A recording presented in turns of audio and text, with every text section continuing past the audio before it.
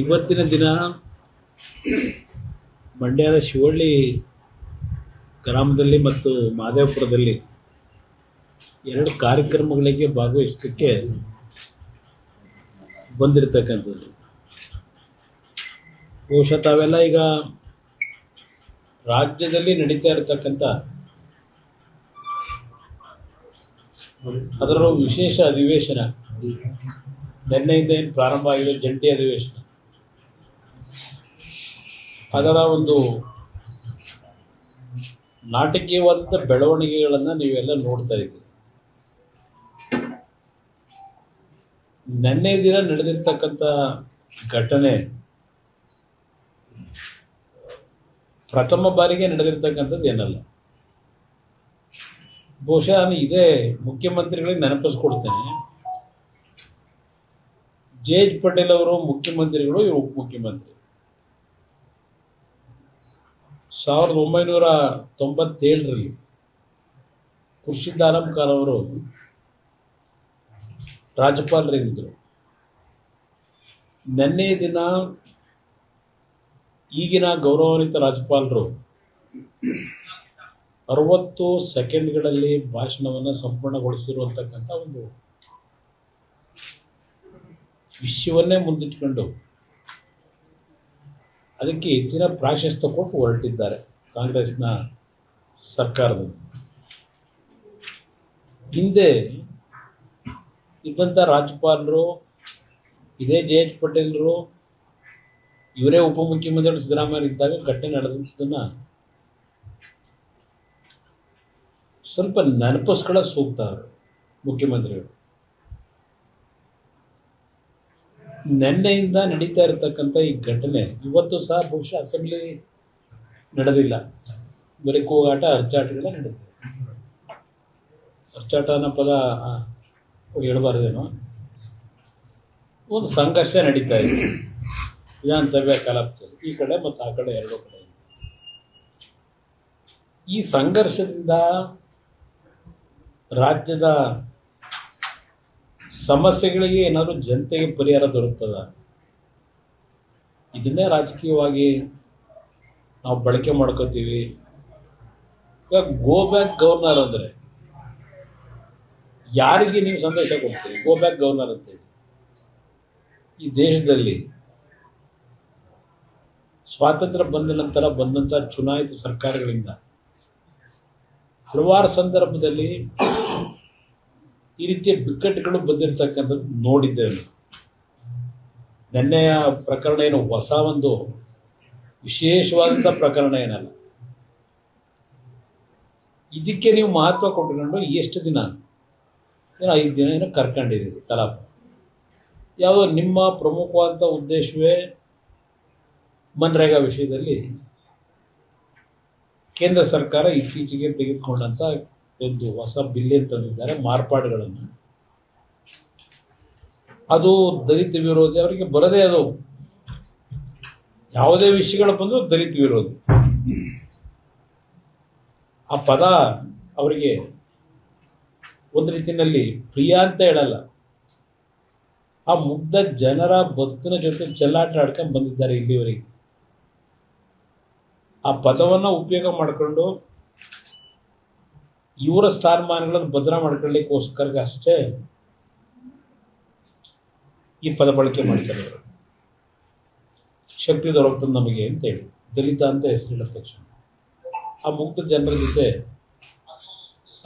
ಈಗ ಕಳೆದ 75 ವರ್ಷದಿರಲಿ, ಈ ಸರ್ಕಾರ ಬಂದ ಮೇಲೆ ಕಳೆದ 2-3 ವರ್ಷದಲ್ಲಿ 2.5 ವರ್ಷ ಕಂಪ್ಲೀಟ್ ಆಗಿದೆ, ಒಂದು 3 ತಿಂಗಳು 3 ವರ್ಷ ಮುಗಿಯಿತು. ಹಲವಾರು ಚರ್ಚೆಗಳಾಯ್ತಲ್ಲ ಇವರು 5 ಗ್ಯಾರಂಟಿ ಬಗ್ಗೆ.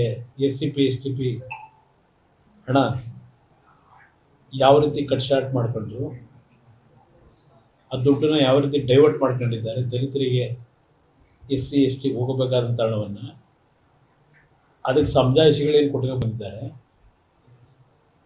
ಇದೆಲ್ಲ ನಾವು ನೋಡ್ತಾ ಇದ್ದೀವಿ. ಇಲ್ಲಿ ಗೋ ಬ್ಯಾಕ್ ಗವರ್ನರ್ ಅನ್ನೋದು ಬರೀ ಕೇವಲ ರಾಜಕೀಯದ ನಾಟಕೀಯ ಅಂತ ಅದಕ್ಕೆ ಹೇಳಿ, ಅದಕ್ಕೆ ಉಪಯೋಗ ಆಗುತ್ತೆ ಅಷ್ಟೇ. ನೀವು ಯಾರು ಅರ್ಜಿ ಕೊಡ್ತೀರಿ ಗೋ ಬ್ಯಾಕ್ ಗವರ್ನರ್ ಅಂತ ಹೇಳಿ? ಬಹುಶಃ ಕರ್ನಾಟಕ ರಾಜ್ಯದಲ್ಲಿರ್ತಕ್ಕಂಥ ರಾಜ್ಯಪಾಲರು ಈ ಸರ್ಕಾರದ ಹಲವಾರು ರೀತಿಯ ಅಕ್ರಮಗಳು, ಹಲವಾರು ರೀತಿಯ ಕಾನೂನು ಬಾಹಿರ ಚಟುವಟಿಕೆಗಳಿದ್ರೂ ಈ ಸರ್ಕಾರಕ್ಕೆ ಡಿಸ್ಟರ್ಬ್ ಮಾಡಿಲ್ಲ. ಇವರು ಹಲವಾರು ರೀತಿಯ ಅಕ್ರಮಗಳು ನಡೆದಿದೆ ಈ ಸರ್ಕಾರದಲ್ಲಿ. ಗವರ್ನರ್ ಅವರ ಪರಿಮಿತಿಗೆ ಆ ಅಕ್ರಮಗಳು, ಕಾನೂನು ಬಾಹಿರವಾಗಿ ತೆಗೆದುಕೊಂಡಂತ ನಿರ್ಧಾರಗಳ ಬಗ್ಗೆ ಈ ಸರ್ಕಾರದಲ್ಲಿ ಹಲವಾರು ರೀತಿಯ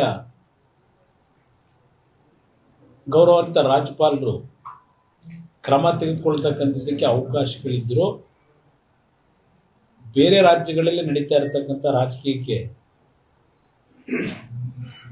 ಈಗಿನ ಇಲ್ಲಿಯ ರಾಜ್ಯಪಾಲರು ಎಂದೂ ಸಹ ಸಂಘರ್ಷ ಮಾಡಲಿಕ್ಕೆ ಹೋಗಲಿಲ್ಲ. ಎಲ್ಲದಕ್ಕೂ ಸಹಕಾರ ಕೊಟ್ಕೊಂಡು ಬಂದಿದ್ದಾರೆ. ನಿನ್ನೆ ದಿನ ಜಂಟಿ ಅಧಿವೇಶನದಲ್ಲಿ ಏನು ರಾಜ್ಯಪಾಲರ ಕೈಯಲ್ಲಿ ಭಾಷಣ ಮಾಡಿಸ್ಬೇಕು ಅಂತ ಹೇಳಿ ಅದೊಂದು ಪ್ರತೀತಿ ಇಟ್ಕೊಂಡಿದ್ದೇವೆ. ಪ್ರತಿ ವರ್ಷ ಸದನದ ಒಂದು ಜಂಟಿ ಸದಸ್ಯರ ಉದ್ದೇಶ ಮಾತನಾಡ್ತಕ್ಕಂಥ ಸಂವಿಧಾನ ಚೌಕಟ್ಟಿಗೆ ಇಟ್ಕೊಂಡಿದ್ದೇವೆ. 11 ಪ್ಯಾರಗಳ ಬಗ್ಗೆ ಚರ್ಚೆನೂ ಆಗಿದೆ. ಅದೆಲ್ಲ ಬಿಡಿಸಿ ಹೇಳಲಿಕ್ಕೆ ಹೋಗಲ್ಲ. ಈಗ ಹಲವಾರು ಕೇಂದ್ರ ಸರ್ಕಾರದ ಯೋಜನೆಗಳು ಜಾರಿಗೆ ತರಲಿಕ್ಕೆ ಒಪ್ಪಿಗೆ ಕೊಟ್ಟು ಹಣ ಬಿಡುಗಡೆ ಆಗಿರತಕ್ಕಂಥದ್ದಕ್ಕೆ ಈ ಸರ್ಕಾರ ಕೇಂದ್ರ ಸರ್ಕಾರ ಜೊತೆ ಕೆಲವು ವಿಷಯಗಳಿಗೆ ಎಷ್ಟರ ಮಟ್ಟಿಗೆ ಸಹಕಾರ ಕೊಟ್ಟಿದ್ದಾರೆ.